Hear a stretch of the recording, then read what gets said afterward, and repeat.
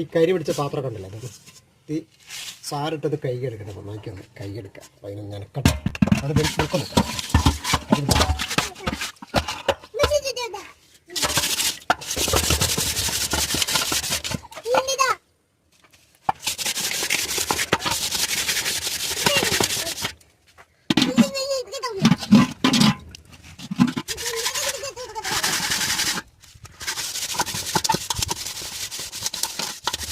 നമ്മുടെ കൈ അടുപ്പിൽ ചാറിട്ട പാത്രം വെക്കും.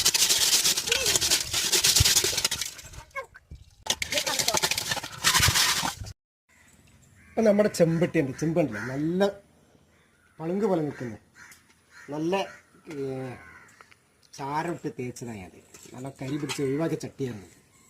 അതിന് കൈ എടുത്താൽ സാറാക്കിയിട്ട് ഒഴിവാക്കിയ വേസ്റ്റ് ചട്ടിയായിരുന്നു. നല്ല കൈ വൃത്തിയാക്കി അതുപോലെ അരച്ച് ശരിയാക്കിയാൽ വളരെ ഉസാറായി.